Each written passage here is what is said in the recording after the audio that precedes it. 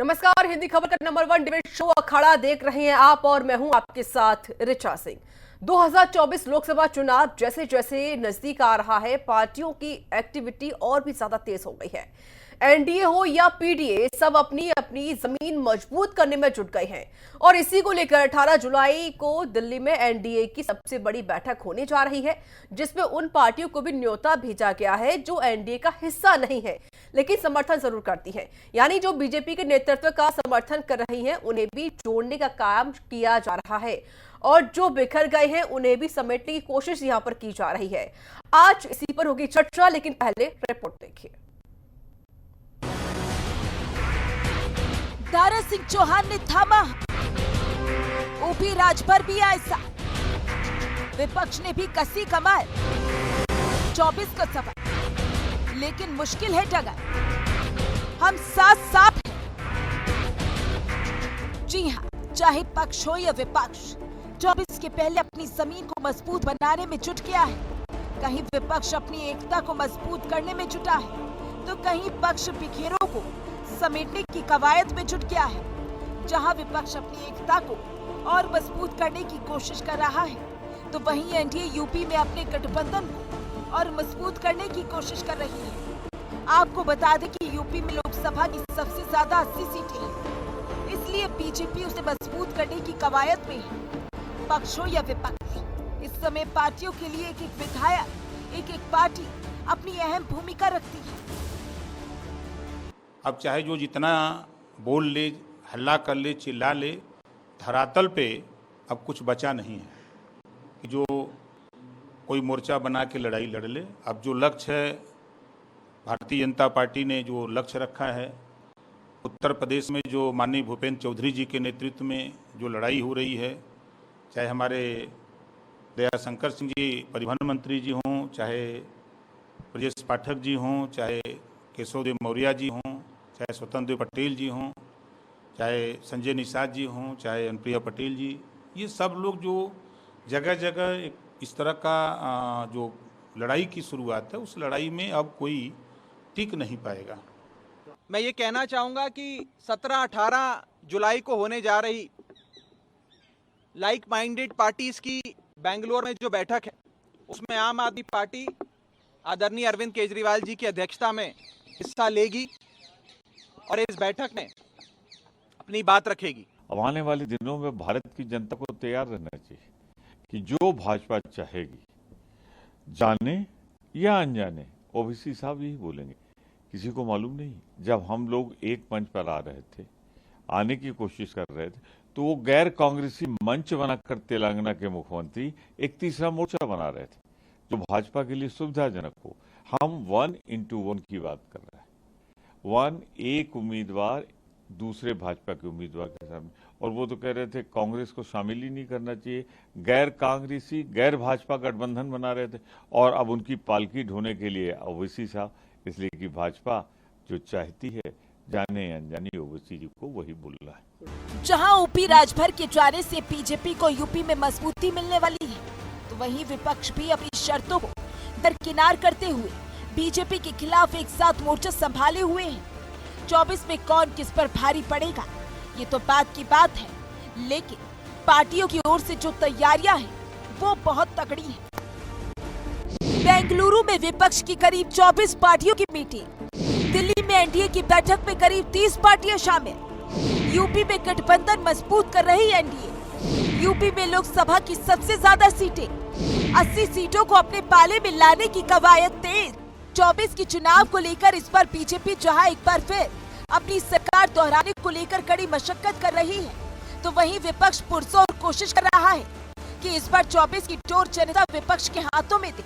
लेकिन देखना होगा क्या 24 में फिर हर हर मोदी, घर घर मोदी का शंखनाद होगा या फिर 24 विपक्ष बाजी मारेगा।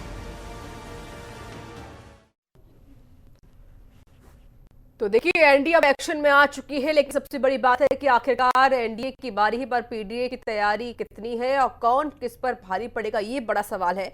तो यूपी में देखिए खुद को मजबूत करने के लिए जो बीजेपी है वो लगातार जुटी हुई है, एनडीए भी लगातार काम कर रही है।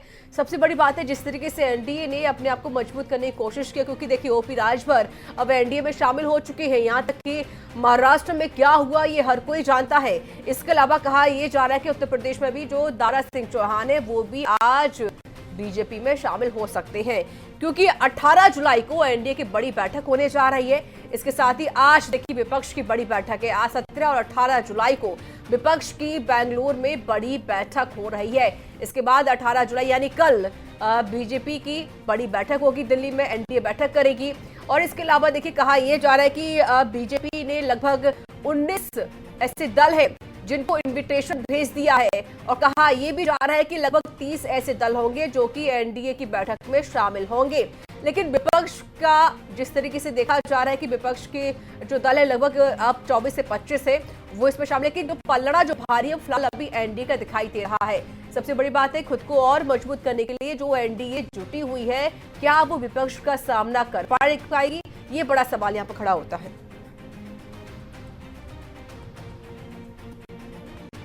और देखिए इसी पर होगी चर्चा। मेरे साथ खास मेहमान भी जुड़ चुके हैं, रुक करवा देते हैं। ज्योति कुमार सिंह है, प्रवक्ता है कांग्रेस से। ज्योति कुमार सिंह, स्वागत है आपका हिंदी खबर में। और नेता है बीजेपी से आदित्य पांडे। आदित्य जी आपका भी स्वागत है। प्रवक्ता है आम आदमी पार्टी से पवन शर्मा। पवन जी आपका भी स्वागत है हिंदी खबर में। ज्योति कुमार सिंह जी, पहले आपका रुख करते हुए, विपक्ष देखिए आज बड़ी बैठक कर रहा है। 17 और 18 जुलाई को ये बड़ी बैठक यहाँ पर आयोजित हो रही विपक्ष की बेंगलुरु में।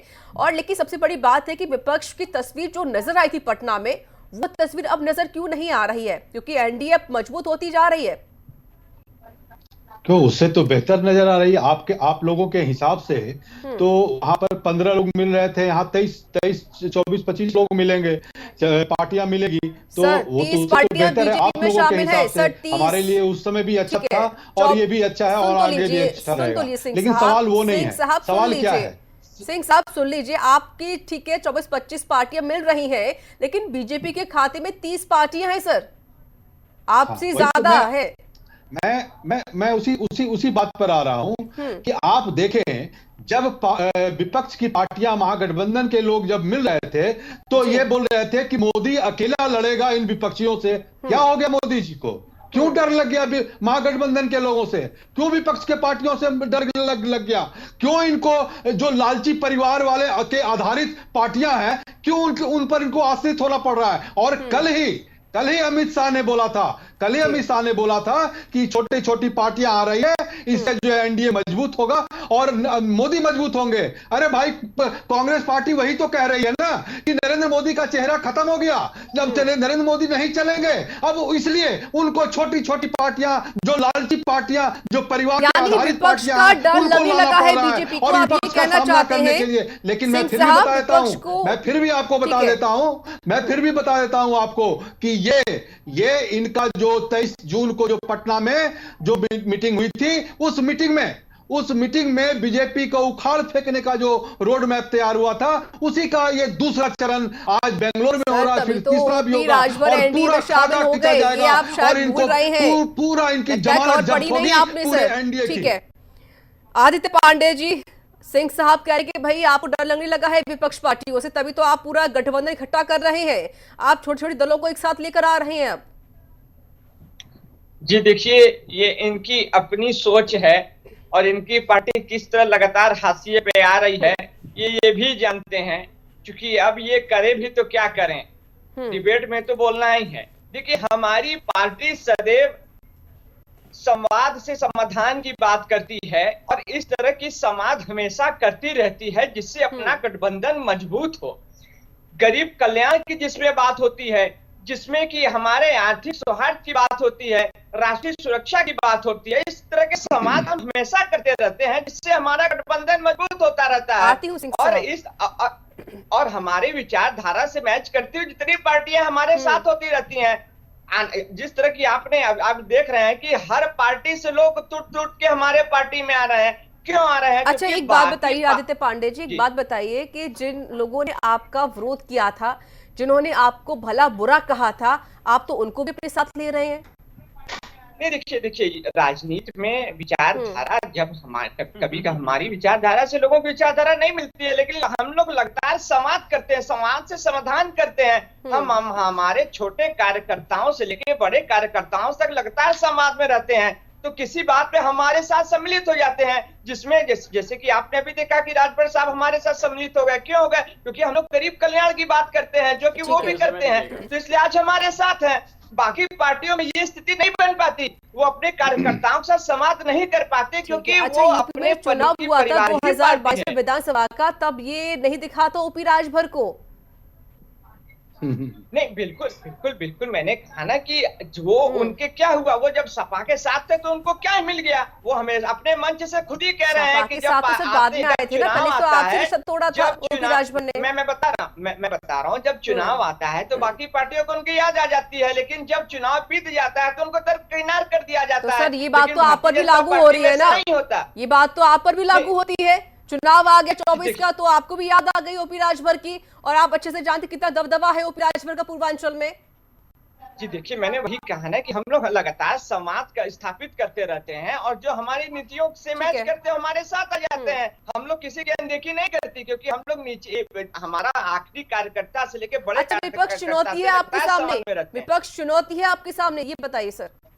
जी देखिए, हमारे सामने विपक्ष की कोई चुनौती नहीं है। वो लगातार हमेशा पहले भी एक साथ खड़े रहे, लेकिन उनका क्या हश्र हुआ वो आप भी जानते हैं, यानी कोई जनाधार विपक्ष का नहीं। ठीक है पवन शर्मा जी, कोई जनाधार नहीं विपक्ष पार्टियों का, और ना ही कोई बड़ी चुनौती मानते बीजेपी आपके लिए।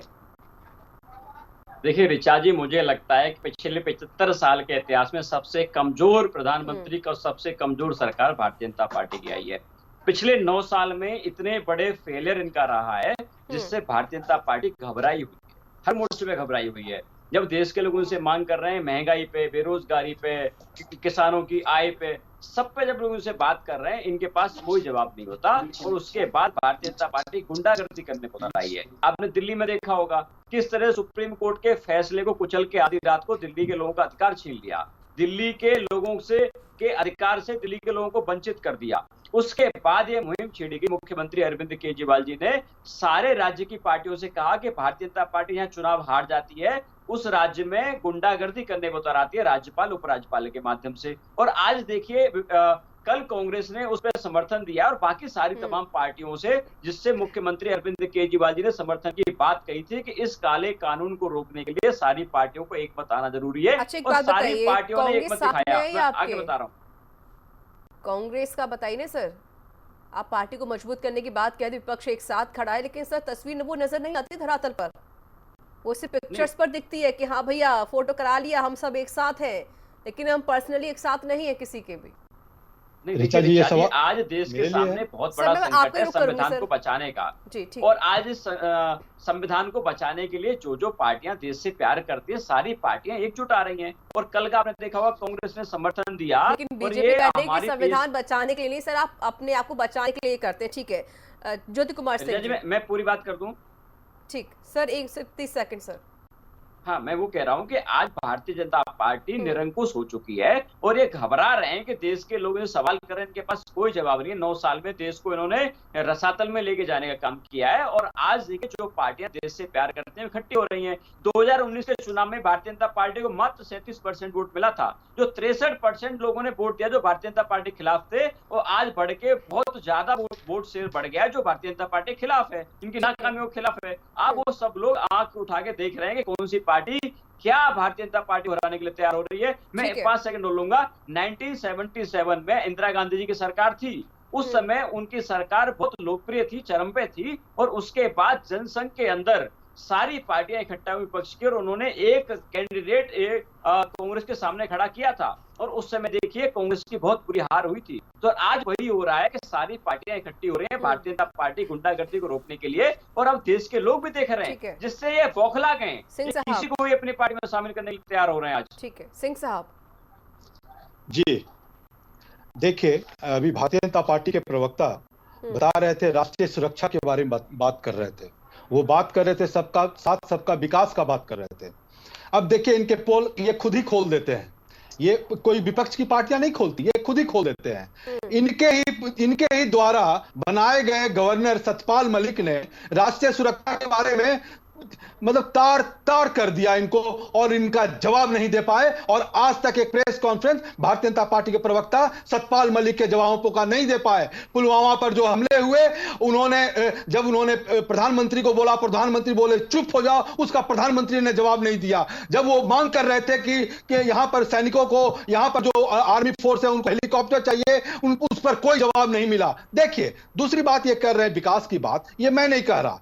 अभी देश के 14 राज्यों से मिले जो पूंजी जो मिलती है खर्च करने के लिए राज्यों को, उसमें पता है बैंक ऑफ बड़ौदा के जो मुख्य अर्थशास्त्री मदन फडणवीस कहते हैं कि यह पैसा तो सिंचाई, सड़क, शिक्षा और स्वास्थ्य जैसी मदों में खर्च होना चाहिए, इसलिए राज्य सरकारों की इसकी जिम्मेदारी थी ये, और पूरा पैसा खर्च करते, क्योंकि इन मदों में निजी निवेश नहीं होता है। अब ये कौन से राज्य हैं? इसमें सबसे ज्यादा महाराष्ट्र जो केवल 72% खर्च किए, उत्तर प्रदेश जो 69% खर्च कर पाए, असम जो केवल 64% खर्च कर पाए, हरियाणा जो 48% खर्च कर पाए। ये इनकी मंशा है, ये इनकी मंशा है। और दूसरी बात सुनिए, ये जब सरकार आई तो 27% जो है, 27 करोड़ आदमी जो है सो गरीबी की रेखा में चली गई। 19 करोड़ लोग बिना खाना खाए सोते हैं। 700 किसान जो हैं सड़कों पर मारे गए इन्हीं के राज्य में। इन्हीं के राज्य में 80 करोड़ लोग इमरजेंसी में क्या हुआ था फिर? खाना पड़ रहा है और इमरजेंसी में सरकार क्या हुआ नौकरी था? नहीं दे पाई,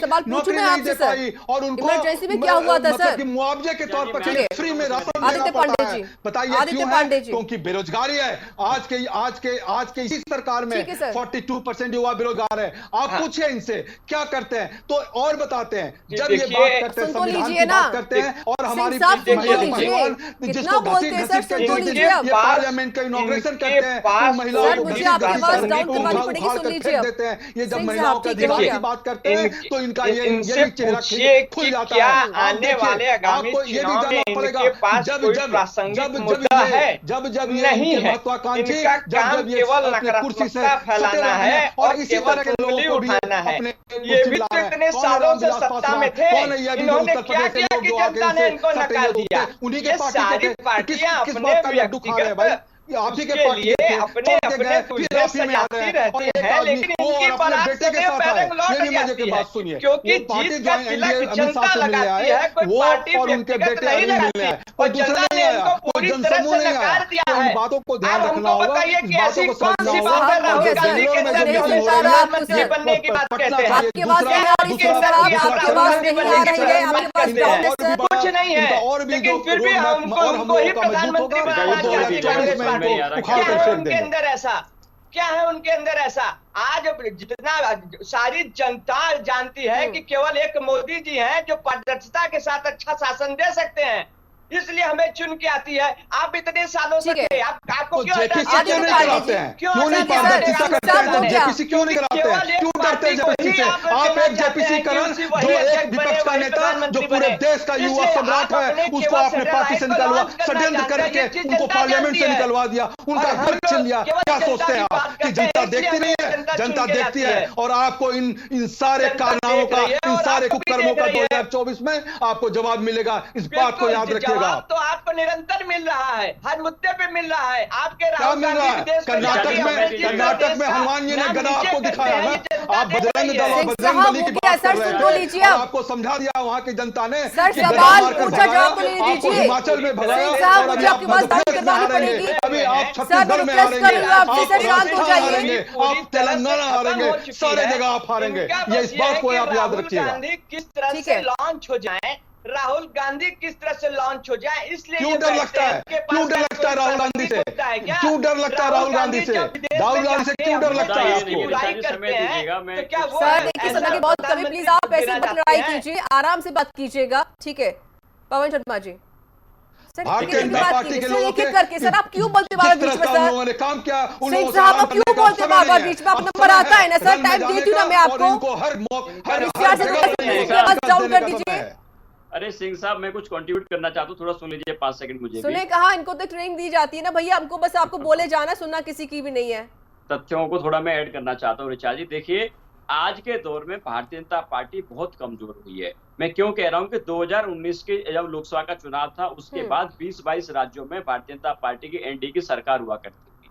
आज मात्र 13-14 राज्यों में भारतीय जनता पार्टी की सरकार बची है। इसका मतलब है कि देश के लोगों का मोह भंग हुआ है भारतीय जनता पार्टी की नीतियों से। जब देश के युवा बात करते हैं कि 18 करोड़ रोजगार की इन्होंने बात करी थी, रोजगार नहीं मिलता, सर कमियां गिना रहे, अच्छी बात है। पवन शर्मा जी अब एक बात का सवाल दीजिए जवाब। अब एक सवाल पूछ लेती हूँ।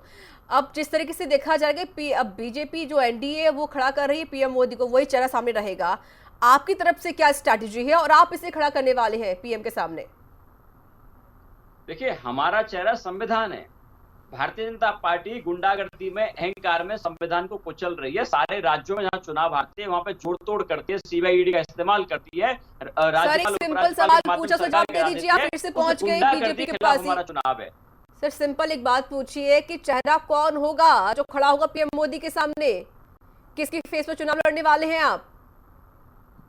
देखिए ऋचा जी, ये समय के गर्त का सवाल है। मुझे लगता है थोड़ा इंतजार करना चाहिए। जब मनमोहन सिंह जी जब प्रधानमंत्री बने थे उस समय वो चेहरा नहीं थे। ऐसे कई सारे प्रधानमंत्री रहे जब वो प्रधानमंत्री बनने से पहले उनका चेहरा नहीं था। क्योंकि सर हर कोई दावा कर रहा है ना, नीतीश कुमार चाहते कि वो पीएम बने, राहुल गांधी चाहते कि वो पीएम बन जाए, ममता बनर्जी चाहती कि वो प्रधानमंत्री बन जाए, इसके अलावा अरविंद केजरीवाल चाहते कि वो पीएम बन जाए। पीएम बनेगा कौन सर? ऋचा जी देखिए, आज देश की मांग है नीतियों की, देश की मांग है नियम कानून संविधान की। सर आपके कार्यकर्ता बोलते हैं, बैनर लगा रखे थे भाई राहुल गांधी प्रधानमंत्री बनेंगे 24 में।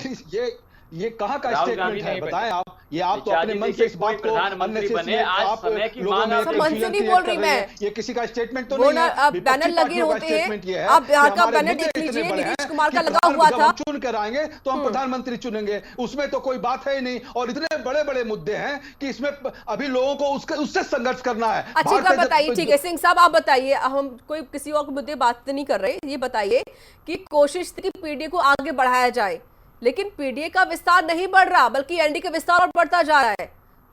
देखिए अब मुझे देखिए, मैं वही तो बात कह रहा हूं ना ऋचा जी कि आज भारतीय जनता पार्टी को आज देखिए इतना डर लग गया। जो ये पार्लियामेंट में सीना ठोक के बोलते थे प्रधानमंत्री की एक अकेला सब पर भारी, सबसे लड़ेगा। क्या हो गया प्रधानमंत्री जी? क्या हो गया आपको? अमित शाह जी क्या हो गया? आरएसएस के लोगों भक्तों क्या हो गया?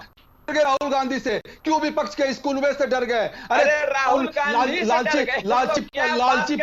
लालची परिवार के आधारित पार्टियों को जोड़ रहे हो ये देखकर कि इतने लोग इनके पास आ गए, इसलिए आ गए कि आपने इस पूरे संघीय ढांचा को आपने बर्बाद किया है। इस यहाँ पर लोगों को साहब आपकी बातों से ये लग रहा है कि डरे हुए बीजेपी बल्कि डरे हुए तो आप हैं यहाँ पर। ये सारी बातें जब ये कहते हैं कि विकास, आपकी बातों से यही लग रहा है, ठीक है।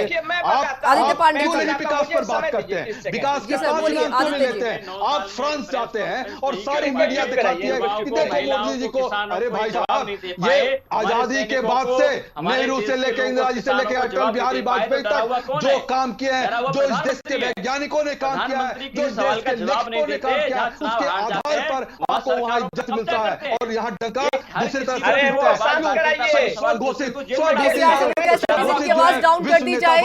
देखिए सर, मुझे मजबूरी में आपकी आवाज बंद करवानी पड़ रही है। आदित्य पांडे जी जवाब दीजिए। जी देखिए, क्या है कांग्रेस? एक बेटा और एक माई और एक बेटी और एक घर जमाई, बस यही है कांग्रेस आई। इनके पास कोई प्रासंगिक मुद्दा नहीं रहता। कैसे राहुल गांधी लॉन्च हो जाए, कैसे राहुल गांधी लॉन्च हो जाए। और आप जो जिस ईडी की बात करते हैं, आपके नेता क्या इतने डरे हुए हैं कि ईडी से डर जाए? आप अपने नेता पे सवाल उठाते हैं कि आपके नेता इतने डरपोक किस्म के हैं, क्या भ्रष्टाचारी से कि ईडी से डर जाते हैं? अरे क्या बात करते हैं? अरे आप भैया, आप अपने दिल्ली का हाल लिखिए, वाकई पानी में आपके सारे मंत्री तो जेल में हैं, हमारे सारे मंत्री खेल में हैं। क्या बात करते हैं आप? अब राहुल गांधी से हम लोग डरेंगे? आदित्य जी, अगर सारे मंत्री जेल में हैं तो ये आरोप आपके ऊपर भी लग रहे हैं ना कि बीजेपी अपनी उत्तर प्रदेश के एक सुन तो लीजिए अब, ठीक है सिंह साहब कितना बोल रहे हैं आप। आदित्य जी, आरोप तो आप पर भी लगाए ना कि आप जैसे गलत इस्तेमाल कर रहे हैं। और उन परिवारवाद से जो देखिए वो स्वतंत्र सेल है, अपना काम कर रही है। क्या इनके पार्टी के नेता इतने डरपोक हैं कि इस तरह की चीजों से डर जाते हैं? क्या हमारे किसी कार्यकर्ता पे ये चीज नहीं हुआ? गुजरात में हमारे पे इस तरह के आरोप लगे, हमारे बंगाल में देखिए कौन सा कार्यकर्ता हमारी पार्टी छोड़ के चला गया। देखिए ये अनर्गल बात करते हैं, इनका बस ये है ये सारे संगठन करके अपनी राजनीतिक सिंह साहब क्यों ले लिया? विपक्ष तैयार है, विपक्ष तैयार है एनडीए से लड़ने के लिए। भारतीय जनता पार्टी का वॉशिंग कहीं से मशीन में नहीं धुल गए तैयार हो। है, कहीं से नहीं सिंह साहब विपक्ष तैयार है एनडीए से लड़ने के लिए। हाँ जी, विपक्ष तैयार है एनडीए से लड़ने के लिए 24 में, हाँ या ना? किससे लड़ने? किससे? एनडीए सर, एनडीए बीजेपी से लड़ने की तैयार है विपक्ष? बिल्कुल उसी की ठीक है। तैयारी पटना से लेकर तैयार है बेंगलोर से पवन लेकर शर्मा पूरी जी, है। तैयार हम है लोग 400 सीट लाएंगे, ये कहीं नजर नहीं आएंगे, ये नजर नहीं सर आएंगे। माफी चाहते हैं, मुझे आगे बढ़ने की इजाजत नहीं देता है। बहुत बहुत शुक्रिया ज्योति कुमार सिंह जी, आदित्य पांडे जी शुक्रिया, और इसके अलावा पवन शर्मा जी शुक्रिया मेरे साथ जुड़ने के लिए, और आप सभी मेहमान का शुक्रिया मेरे साथ जुड़ने के लिए, समय अपना देने के लिए। देखिए जिस तरीके से तस्वीर सामने आ रही है कि अब एनडीए की बारी, लेकिन पीडीए की तैयारी कितनी है और कौन किस पर भारी पड़ेगा ये तो आने वाला समय ही बताएगा। फिलहाल इसी के साथ अखाड़ा में इतना ही। देश दुनिया की तमाम खबरों के लिए बनी रही हिंदी खबर के साथ। नमस्कार।